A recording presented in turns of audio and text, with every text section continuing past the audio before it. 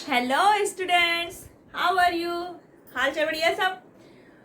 और अभी भी अगर आपने पीसीबी क्लब सब्सक्राइब नहीं किया है तो पहले बेल आइकन प्रेस करिए, क्योंकि इसके बाद आपका टॉपिक शुरू हो जाएगा और आगे भी सारे टॉपिक इसी चैनल पे आपको मिलने वाले हैं। तो अगर आप स्टूडेंट हैं 9th और क्लास के, बोर्ड आपका कोई भी हो, आपको साइंस की सारी नॉलेज यहाँ पर मिलने वाली है। तो आज का हमारा टॉपिक है 10th क्लास का, हमारा फिजिक्स का सेकंड चैप्टर चल रहा था, मैग्नेटिक इफेक्ट ऑफ करंट। तो इसमें हमने काफ़ी कुछ पढ़ लिया है। तो आज जो हम लोग पढ़ने वाले हैं वो काफ़ी अच्छा है, एक्साइटिंग है, क्योंकि इसके जो यूजेस हैं हमारे घरों में, ज़्यादातर मशीनों में इसका यूज़ होता है। तो वो है आपका इलेक्ट्रिक मोटर, जो आपकी मिक्सर ग्राइंडर है, रेफ्रिजरेटर है, वॉशिंग मशीन्स हैं, बहुत सारी मशीन्स हैं जिसमें इसका यूज होता है। तो चलिए फिर हम जानते हैं कि इलेक्ट्रिक मोटर होता क्या है भाई, कैसे काम करती है। तो ये हमारा चैप्टर चल रहा था मैग्नेटिक इफेक्ट ऑफ करंट। तो यानी कि जो आपकी इलेक्ट्रिक मोटर है उसका कुछ ना कुछ रिलेशन आपका मैग्नेटिक इफेक्ट ऑफ करंट से है। तो इलेक्ट्रिक मोटर होता क्या है? सबसे पहले इलेक्ट्रिक मोटर एक डिवाइस है that converts electrical energy into mechanical energy. आप मोटर को करंट से ऑन करते हैं, चलाते हैं, और उसके बाद आपका वर्क होता है, यानी कि इलेक्ट्रिकल एनर्जी हमारी किस में कन्वर्ट होती है? मैकेनिकल एनर्जी में। तो इलेक्ट्रिकल मोटर जो है आपकी इलेक्ट्रिक मोटर, उसका मेन प्रिंसिपल क्या है? तो इलेक्ट्रिक मोटर का जो प्रिंसिपल है, प्रिंसिपल मेन ये है कि जो आपकी इलेक्ट्रिक मोटर है वो वर्क करती है on the base of magnetic effect of current, यानी कि जो करंट का मैग्नेटिक इफेक्ट होता है वो इसका मेन बेस है। तो प्रिंसिपल ये है कि जब आप किसी रेक्टेंगुलर कॉइल को, किसी कंडक्टिंग वायर की रेक्टेंगुलर कॉइल को, जब आप मैग्नेट के बीच में एक मैग्नेटिक फील्ड जो है, तो मैग्नेटिक फील्ड में जब आप किसी रेक्टेंगुलर कॉइल को रखते हैं और इस कॉइल में जब करंट फ्लो करते हैं तो क्या होता है? ये कॉइल कंटिन्यू क्या होती है? रोटेट होती है। कॉइल से ही एक शाफ्ट जुड़ा होता है, जो स्पिंडल, जो कंटिन्यू कॉइल के साथ रोटेट होता है जब कॉइल में करंट जाता है। तो ये इलेक्ट्रिकल एनर्जी हमारी किस में चेंज आती है? Mechanical energy of rotation. अब इसका मेन हम कंस्ट्रक्शन समझते हैं, प्रिंस से आपको सारी चीजें क्लियर हो जाएंगी। तो इसमें हम लोग लेते क्या है? एक वायर है, ये कॉपर वायर, ये हमने कॉइल ली, एक कॉपर वायर की ऐसे कॉइल ली, ए बी सी डी, ये हमने एक रेक्टेंगुलर कॉपर इंसुलेटेड वायर की कॉइल ले ली। ठीक, अब इस कॉइल को हमें रखना कहाँ है? हॉर्स शू शेप, आपके जो मैग्नेट्स हैं, परमानेंट मैग्नेट, उसके बीच में रखना है। उसके जो दो पोल्स हैं हमारे मैग्नेट के, उसके बीच में हमें इस रेक्टेंगुलर कॉइल को पुट करना है। ये नॉर्थ पोल है और ये साउथ पोल। अब यहाँ पर नॉर्थ और साउथ पोल, तो आपकी मैग्नेटिक फील्ड की डायरेक्शन किधर होगी? North to south. तो ये हो जाएगी हमारी मैग्नेटिक फील्ड। ठीक, north pole to south pole जाती है मैग्नेटिक फील्ड की लाइन, तो हमारी मैग्नेटिक फील्ड की डायरेक्शन हो जाएगी नॉर्थ टू साउथ। अब इस जो कॉइल है इसके बीच में एक शाफ्ट अटैच होता है, इसको हम लोग ऐसे डॉटेड लाइन से दिखाएंगे, क्योंकि ज्यादा अगर उसको क्लियर दिखाया तो ये स्ट्रक्चर कॉम्प्लिकेटेड रहेगा। तो ये कॉइल और ये शाफ्ट आपस में जुड़े हुए होते हैं। अब ये जो आपकी कॉइल है, ये कॉइल जुड़ी होती है आपकी, ये होते हैं half circles, that is called commutator. ये रेक्टेंगुलर कॉइल है, इसके दोनों एंड जुड़े होते हैं कम्यूटेटर से।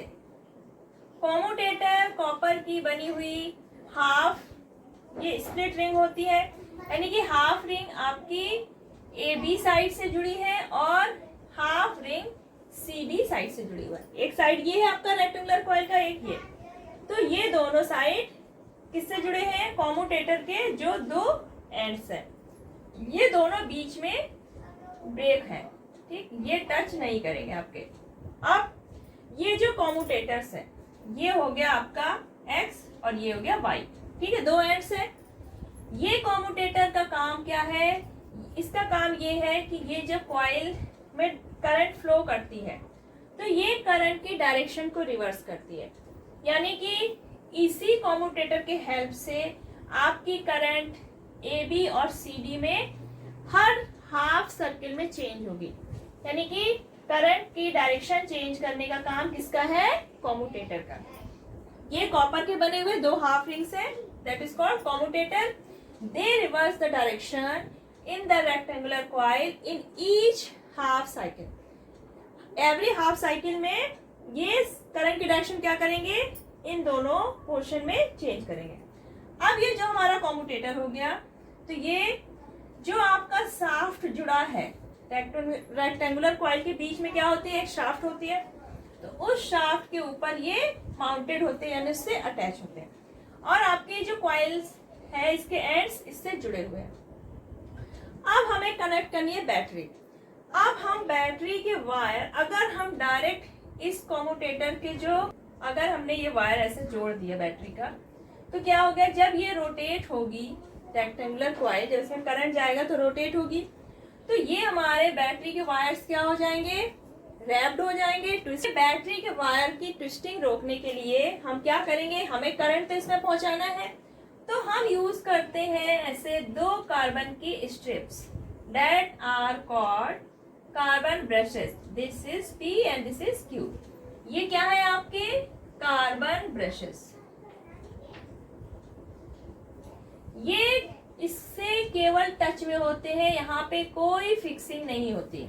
आपके जो कार्बन ब्रश है, ये जो कॉम्यूटेटर्स के स्प्लिट एंड्स है, इससे केवल टच होता है ताकि करंट इसमें पहुंचती रहे। अब ये जो कार्बन ब्रश है ये अटैच हो जाएंगे हमारे बैटरी के एंड से, तो करंट फ्लो होगी पहले बैटरी से कार्बन ब्रशेस में। कार्बन ब्रश के बाद ये किससे पहुंचेगी? जो कॉम्यूटेटर्स के एंड्स हैं, उसके बाद ये कॉइल्स में पहुंच जाएगी। तो करंट हमारी ऐसे फ्लो होगी, ऐसे, फिर ये गई, ये इधर से वापस आई, ठीक। तो ये तो हो गया स्ट्रक्चर। स्ट्रक्चर में क्या हुआ? आपने एक रेक्टेंगुलर कॉइल ली है, ABCD नाम डाल दिया, बीच में आपका शाफ्ट है। ये rectangular coil copper insulated wire का बना है। कॉपर की जो रिंग, ये कॉइल है, इसके दोनों एंड्स को हमने कॉम्यूटेटर से जोड़ा है, जो कि हाफ सर्किल से बना है, दो हाफ सर्किल, और एक आपका जो वायर का एंड है वो एक हाफ सर्किल से जुड़ा हुआ है। कॉम्यूटेटर का काम है ये हर हाफ साइकिल में करंट की डायरेक्शन को रिवर्स करेगा। कॉम्यूटेटर आपके जो है वो अटैच है कार्बन ब्रशेस से। कार्बन ब्रश आपकी बैटरी से अटैच है, और करंट आपका कार्बन ब्रश से कॉम्यूटेटर में पहुंचेगा, और उसके बाद कॉइल में। जो आपका कार्बन ब्रश है वो कॉम्यूटेटर से केवल टच होता है, फिक्स नहीं होगा, सिर्फ टचिंग होती है, केवल टचिंग से आपकी यहाँ करंट पहुंच जाएगी। उसके बाद आता है अब इसकी वर्किंग। तो वर्किंग कैसे होगी? अब हमने बैटरी ऑन की, करंट फ्लो होना शुरू हुआ, क्या हुआ? यहाँ पहुंचा कार्बन ब्रश से, ये कॉपर की रिंग है, ठीक, यहाँ से करंट होकर ये पहुंचा। अब देखिए यहाँ पे हमारा फोर्स निकालना होगा। मैग्नेटिक फील्ड की डायरेक्शन आपकी क्या है? North pole to south pole, ये हो गई। अब करंट इसमें किधर जा रही है? इस डायरेक्शन में। तो यहाँ पर हम जो फोर्स लगेगा, जिस डायरेक्शन में इसमें फोर्स लगेगा, ये उसी डायरेक्शन में मूव करेगी। तो हमें फोर्स निकालने के लिए जो हमने लास्ट वीडियो पढ़ा था फ्लेमिंग लेफ्ट हैंड रूल, वो लगाएंगे। अब हमारी F4 फिंगर फील्ड डिनोट करती थी, आपकी करंट C सेंट्रल फिंगर, और ये थंब क्या दिखाता था? फोर्स ऑन कंडक्टर या फिर मूवमेंट, जिधर फोर्स लगेगा वही मूवमेंट। तो अब आपकी करंट किधर है? करंट इधर जा रही है, फील्ड हमारी इधर है, ठीक। करंट आपकी इस डायरेक्शन में है, फील्ड ये हो गई आपकी, ये करंट ये फील्ड, तो आपके जो फोर्स लग रहा है वो किधर है, नीचे साइड, ठीक, यानी कि इसमें नीचे साइड फोर्स लग रहा है। ये आपका हो गया F, ठीक, ये है I और ये है मैग्नेटिक फील्ड। तो फोर्स नीचे साइड लगेगा तो ये कॉइल किधर को मूव करेगी, नीचे। अब इधर देखिए, यहाँ पे करंट किधर है, इधर आ रही है आपकी मैग्नेटिक फील्ड लाइन, ये हो गई। तो फोर्स किधर लग रहा है, ऊपर की तरफ, इसमें फोर्स लगेगा ऊपर की तरफ। ए बी पोर्शन में फोर्स लगा डाउनवर्ड्स, सी डी पोर्शन में लगा फोर्स अपवर्ड। इधर नीचे लगा, इधर ऊपर लगा, तो क्या हुई, कॉइल हमारी रोटेट होती है। अब इसमें कॉइल रोटेट हुई, जब ये कॉइल अभी हमारी हॉरिजॉन्टल है, जैसे ही ये वर्टिकल पोजीशन में आएगी रोटेट हुई, क्योंकि इस एंड में फोर्स डाउनवर्ड लग रहा है, सीडी पोर्शन में फोर्स अपवर्ड लगा। जैसे ही हमारी कॉइल रोटेट होती है, जब करंट इसे पहुंचता है, तब जब ये वर्टिकल पोजीशन में आती है, तब हमारे जो ब्रशेस हैं ये कहाँ पर आ जाते हैं, ये जो स्प्लिट एंड्स है हमारे कम्यूटेटर के, तो स्प्लिट एंड यहाँ पर आ जाएंगे आपके ब्रशेस के पास। तो जब स्प्लिट एंड्स आपके ब्रशेस के पास आएंगे, तो यानी कि जो टच है हमारा, वो करंट का क्या हो जाएगा, सर्किट क्या हो जाएगा, ब्रेक हो जाएगा, क्योंकि ये स्प्लिट एंड्स ब्रश के पास आएंगे। और आपका जो ये है स्प्लिट एंड्स, ये क्या होंगे, ऐसे ऊपर नीचे हो जाएंगे, और ये जो स्प्लिट एंड्स है ये आ जाएंगे आपके कार्बन ब्रशेस के पास, यानी कि करंट का फ्लो रुक गया। लेकिन ये मूव होती है तो उसमें कुछ ना कुछ मोमेंटम्स आ जाता है, मोमेंटम, उसके कारण ये उसके बाद भी ये नीचे को मूव करेगी, और उसके बाद फिर से ये हमारे जो स्प्लिट एंड्स है ये इसमें टच हो जाएंगे और करंट फ्लो फिर से हो जाएगा। लेकिन जब ये वर्टिकल होगी, उसके बाद फिर जब हॉरिजॉन्टल होगी, यानी कि हाफ रोटेट करेगी, तो हाफ रोटेशन के बाद आपका जो ये Y वाला है ये इधर आ जाएगा, और X वाला आपका कम्यूटेटर का एंड इधर आ जाएगा। दोनों एंड्स क्या हो जाएंगे, चेंज हो जाएंगे। अब जब Y आपका इधर आया, X इधर आया, अब Y में डायरेक्शन करंट की क्या हो जाएगी, जो इधर थी, यानी AB वाला पोर्शन आपका इधर होगा, CD वाला पोर्शन इधर होगा। अब CD वाला पोर्शन इधर होगा, तो CD में करंट किधर होगी, जो पहले थी इस डायरेक्शन में। अब AB वाला पोर्शन जब इधर आएगा, तो इसमें करंट किधर हो जाएगी, इधर साइड।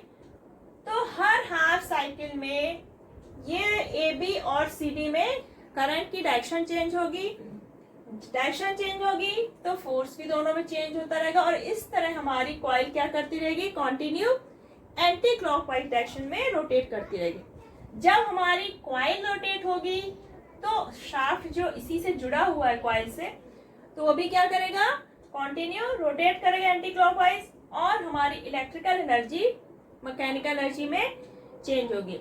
अब जो हमारा शाफ्ट घूम रहा है, तो वो हमारे कुछ काम के लिए ही होगा, यानी कि जो आपकी मशीन में शाफ्ट घुमाने का काम है, उससे आपका कुछ ना कुछ वर्क हो रहा होगा। तो इस तरह से हमारा मशीन का वर्क कंप्लीट होता है। अब यहाँ पे जो ये स्प्लिट एंड्स है, तो ये हर हाफ साइकिल में क्या करेंगे, करंट की डायरेक्शन रिवर्स करेंगे। कार्बन ब्रश आपके क्या करेंगे, सिर्फ टच में है, करंट फ्लो करेंगे। तो ये तो हो गया इसकी वर्किंग। पूरे प्रोसेस में आपके AB और CD पोर्शन में क्या होगा, फोर्स लगेगा, करंट की डायरेक्शन रिवर्स हो रही है। लेकिन जो आपका पोर्शन BC और AD है, AD और BC, ये क्या है, आपकी मैग्नेटिक फील्ड लाइन, और इसकी डायरेक्शन क्या है, दोनों की सेम। और आपको पता है कि मैग्नेटिक फील्ड और करंट की डायरेक्शन कितनी होनी चाहिए, एंगल कितना होना चाहिए, 90, तभी उस पर फोर्स लगेगा। तो ये आपके पैरेलल है दोनों फील्ड की, इसलिए इनमें कोई फोर्स नहीं लगेगा। ठीक है, सिर्फ फोर्स किस में लगेगा, AB और CD पोर्शन पे। आपका एक सिंपल इलेक्ट्रिक मोटर का कंस्ट्रक्शन और प्रोसीजर हो गया, उसका वर्किंग।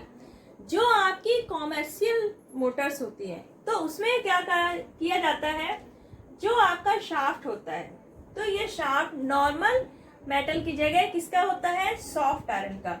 सॉफ्ट आयरन क्या होता है, सॉफ्ट आयरन के कारण यहाँ पे हाई मैग्नेटिक फील्ड इंड्यूस्ड होती है, और एक स्ट्रॉन्ग, ये स्ट्रॉन्ग मशीन की तरह वर्क करेगा क्योंकि इसकी स्ट्रेंथ क्या हो जाएगी, बढ़ जाएगी। आपके जो कॉइल्स के जो टर्न्स है वो कॉमर्शियल मोटर में कई टर्न्स लिए जाते हैं, यानी कि एक लूप की जगह कई लूप्स लिए जाएंगे।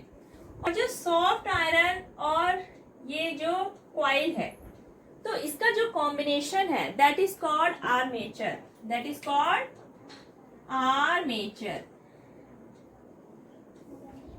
और आपकी जो कॉमर्शियल मोटर है उसमें ये जो परमानेंट मैग्नेट्स हैं इसकी प्लेस पे हम लोग क्या यूज करते हैं, इलेक्ट्रोमैग्नेट्स, जो कि ज्यादा पावरफुल होते हैं। तो ये तो था आपका इलेक्ट्रिक मोटर, उसका प्रिंसिपल, उसका कंस्ट्रक्शन और उसका वर्किंग। ये आपका सिलेबस का काफी इंपॉर्टेंट पार्ट है। आई थिंक इसमें आपको कोई प्रॉब्लम नहीं हुई होगी। अगर कुछ प्रॉब्लम है तो आप कमेंट सेक्शन बॉक्स पे लिख सकते हैं। तब तक अपना ख्याल रखिएगा। Bye bye.